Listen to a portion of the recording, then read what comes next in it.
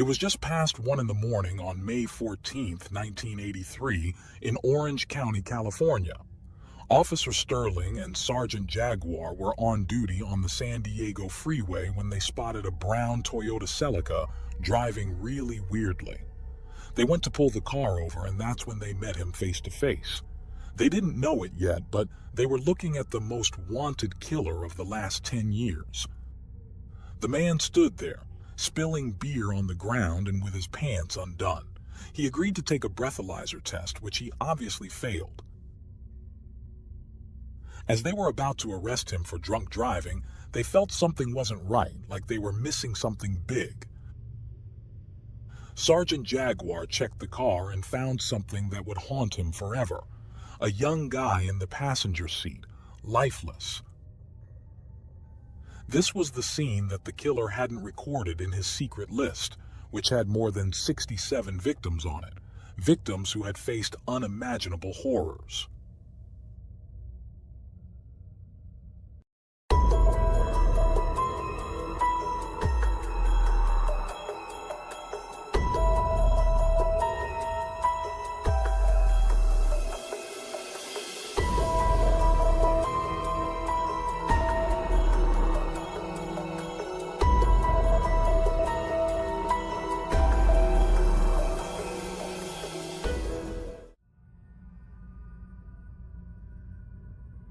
Randy Kraft was born on March 19, 1945, in Long Beach, California.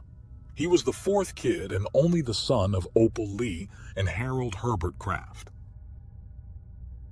Kraft's father had moved to California from Wyoming weeks after the American entry into World War II.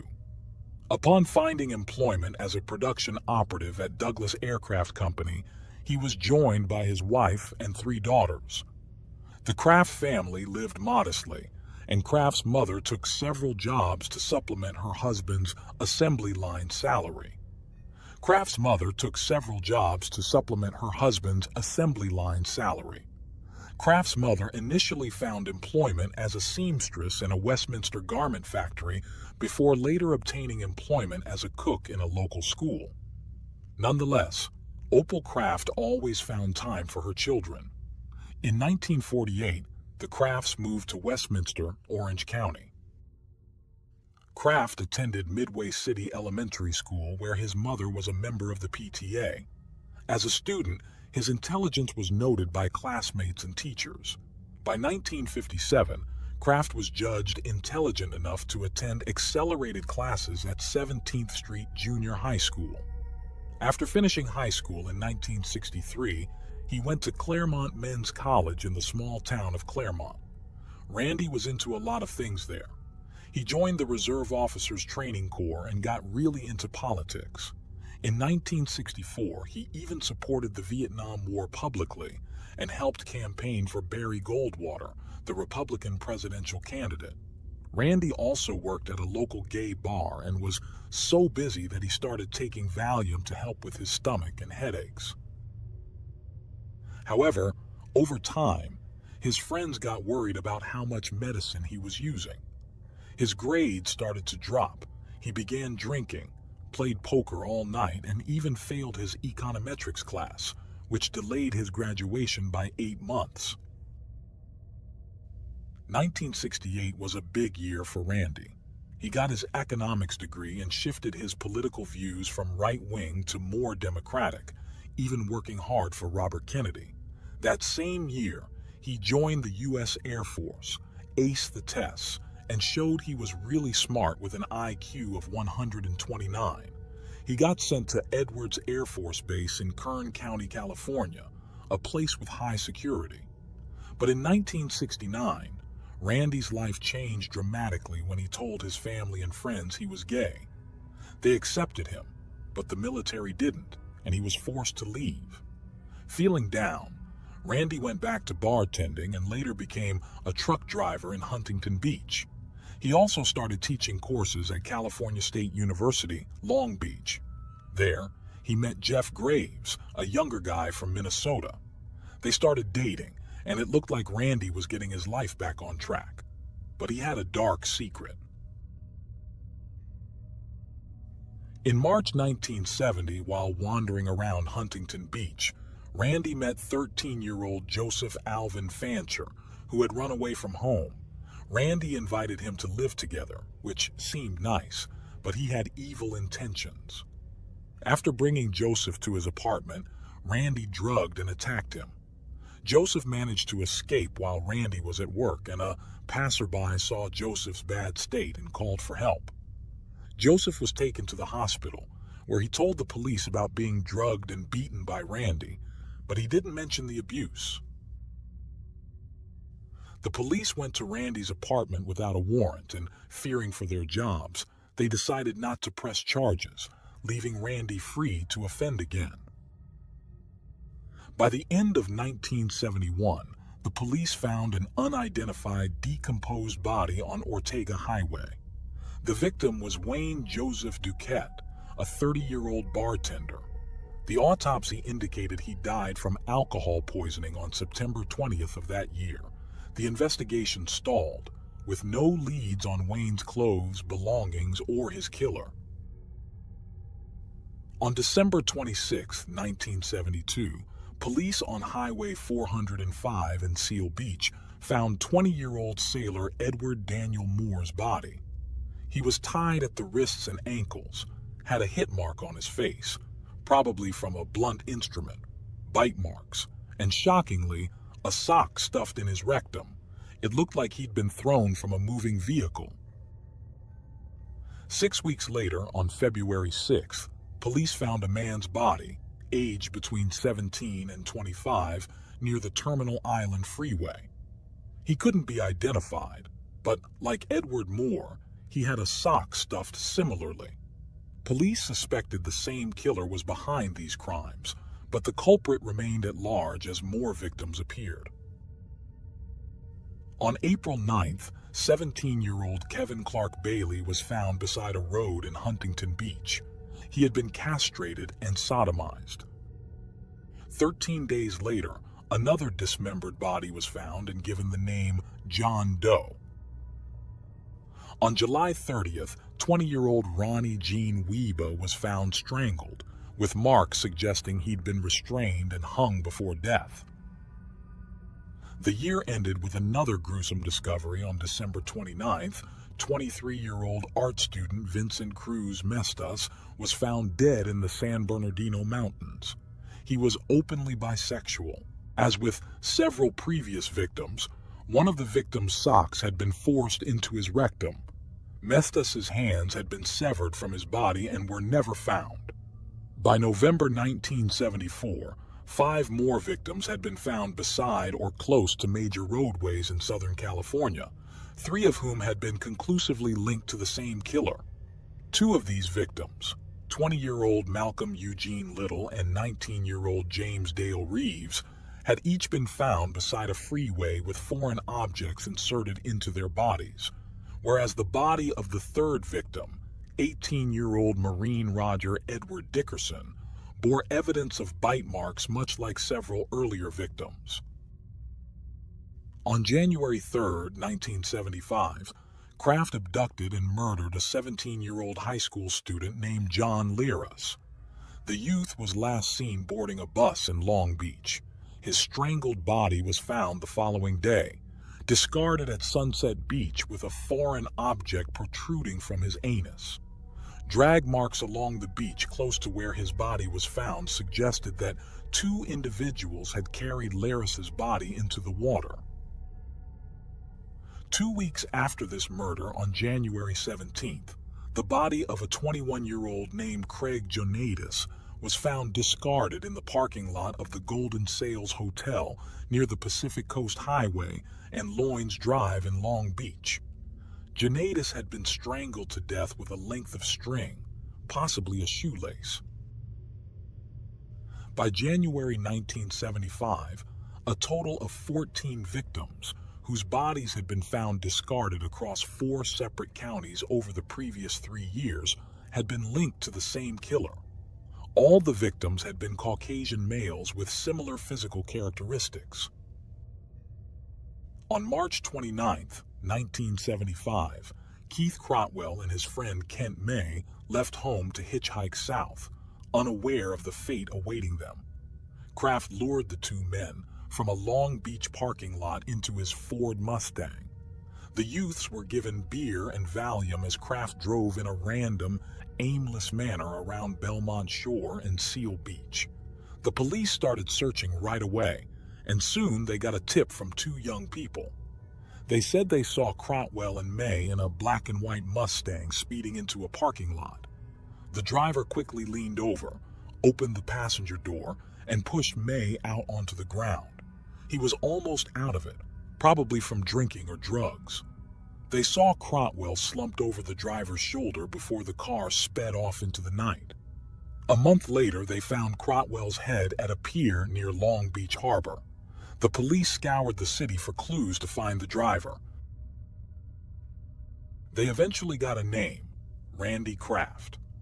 On May 19th, he was questioned. He admitted picking up Crotwell but claimed he left him at a cafe and knew nothing more. He also said his car later crashed and he had to call a tow truck. Jeff, still his partner, backed up his story. The detectives didn't believe him, but the Los Angeles County prosecutors wouldn't charge him due to the lack of evidence and because they couldn't find the rest of Crotwell's body or determine how he died. So, Jeff was free again. After a cool-down period, his crime spree just got worse. On December 31st, he kidnapped 22-year-old Mark Hall, tied him to a tree in a canyon, abused him, cut off his private parts, stuffed them into his rectum, burned him with a lighter on the chest, nose, and cheeks, gouged out his eyes, and then attacked him with a broken bottle. As if that wasn't horrific enough, Kraft suffocated Mark by stuffing leaves and dirt into his throat. When the police found Mark's body, they were shocked, and the autopsy revealed he was alive for much of this ordeal.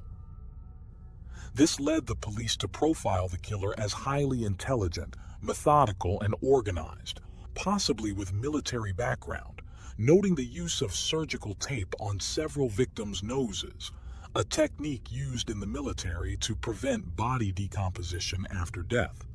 On January 24th, 1976, investigators from different parts of Southern California gathered in Orange County to discuss how to proceed with the search. Meanwhile, Kraft was living a peaceful life. In the following months, he ended things with Jeff Graves and soon found new love in Jeff Seelig, a 19-year-old baker's apprentice. They moved to Laguna Hills, promised each other forever, and shared a passion for threesomes, often picking up people from highways for this. During this time, Kraft wasn't violent, and it seemed his relationship had quenched his thirst for blood. He went nearly a year without committing any crimes until he struck again on December 10th, killing 19-year-old Paul Joseph Fuchs. Though Fuchs's body was never found, his name was on Kraft's list of victims. Kraft lay low after that, but on April 16, 1978, he strangled Scott Michael Hughes after drugging him with Valium and removed one of his testicles. Hughes's body was found fully clothed except for his shoelaces. On June 11th, 23-year-old Roland Gerald Young was found near a San Diego highway, mutilated and stabbed, then thrown from a speeding vehicle. 8 days later, the body of Marine Richard Allen Keith was found in Moulton Parkway, showing signs of being tied up, with strangulation as the cause of death and alcohol in his system. Despite ongoing efforts, police couldn't pin down the killer or save the victims, including Keith Arthur Klingbeil, a 23-year-old found beside Interstate 5, strangled with his shoelaces. At the hospital, they discovered he had ingested large amounts of paracetamol and alcohol and had burn marks on his chest. He died shortly after. On September 29th, Richard Anthony Crosby, 20, was found dead under similar circumstances along Highway 71 in San Bernardino, having vanished the day before while hitchhiking. The California Strangler, as the media dubbed him, had the region in fear, with every officer on alert for the next crime. On November 12, 1978, trucker Michael Joseph Inderbeaton's body was found near the San Diego freeway, castrated like the others. In addition to having been castrated, Inderbeaton had been violated with a foreign object and had suffered burns similar to those inflicted on victim Mark Hall 2 years previously. The cause of death was listed as suffocation. Kraft's attacks became less frequent, with the next one occurring in July 1979 on a highway. Donnie Harold Crissell, a 20-year-old sailor, died from acute alcohol poisoning, with signs of being tied and tortured. 2 months later, parts of 21-year-old British tourist Keith Anthony Jackson were found in trash bags behind a Union 76 gas station in Long Beach. A sock was found inserted in his rectum. Only Jackson's head, torso, and left leg were ever found. 2 weeks later, on September 14th, the body of 19-year-old Gregory Wallace Jolly was found in Lake Arrowhead. Jolly had been emasculated, and his head and legs had been severed after death. His possessions were later found in Kraft's home. On February 18, 1980, 19-year-old Mark Allen Marsh's body was dumped near Templin Highway, last seen hitchhiking to Buena Park. That summer, Kraft's job took him to Oregon, where he stayed in Portland and claimed 2 more victims. Michael Sean O'Fallon, a recent college graduate hitchhiking across the country, fell prey to Kraft, who drugged and strangled him, his body found near Salem. The following day, Kraft is believed to have killed a man estimated to be aged between 35 and 45 years old, whose body was found beside a freeway in the city of Woodburn. Kraft forced him to swallow a toxic level of Valium and paracetamol before strangling him with a cord. In September, Kraft returned to California and resumed his crimes, this time involving Robert Loggins, with whom he took incriminating photos. These photographs, which were subsequently found in Kraft's possession, show Loggins in Kraft's living room slumped fully clothed on his sofa, apparently intoxicated, and in various nude, pornographic postures. All these pictures depict Loggins with his eyes closed. It is unknown whether the victim was alive or dead when they were taken. On April 10, 1981, he kidnapped Michael Cluck while hitchhiking, brutally killing him with 31 blows to the head after assaulting him, and dumped his body near Interstate 5 in Oregon. 4 months later, the partially clothed body of male prostitute Christopher Allen Williams was discovered in the San Bernardino Mountains. He had ingested several drugs, and a paper towel stuffed in his nostrils caused him to choke on his own mucus. By early 1982, the relationship between Kraft and Selig had become marred by frequent fights and episodes of temporary separation. In an effort to resolve their personal differences, the couple began attending weekly counseling sessions in Huntington Beach. These sessions began on June 22, 1982. Then, the brutality of the killings escalated. Raymond Davis, just 14, disappeared while looking for his dog in Echo Park. 12 days later, he was found decomposed under leaves, wrists tied and shoelace around his neck. Nearby, 16-year-old Robert Avila was found dead under similar circumstances. He had been strangled to death with a length of stereo speaker wire. Kraft is not known to have killed again until November 1, 1982, when he abducted and murdered a 24-year-old Modesto man named Arna Mikial Lane. Lane was last seen hitchhiking towards Orange County in search of work. His body was not found until January 1984, discarded on a hillside close to the town of Ramona.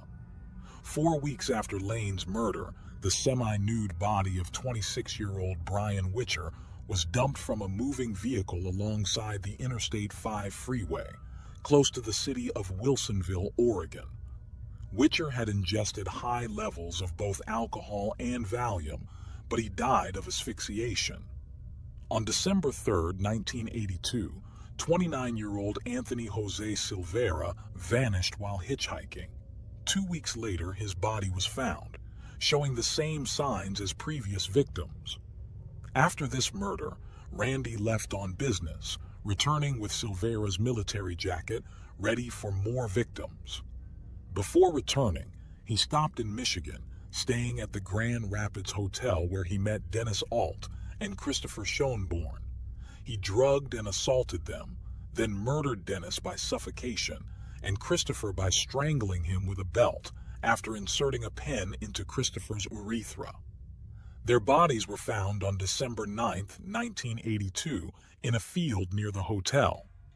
Kraft left Schoenborn's keys and Silveira's jacket in his room before fleeing. That month in Portland, he killed 19-year-old Lance Taggs by overdosing him with drugs and suffocating him with a sock in his windpipe. His body was discovered the following day, discarded alongside a rural road in Clackamas County, close to where the body of Witcher had been found just 2 weeks earlier.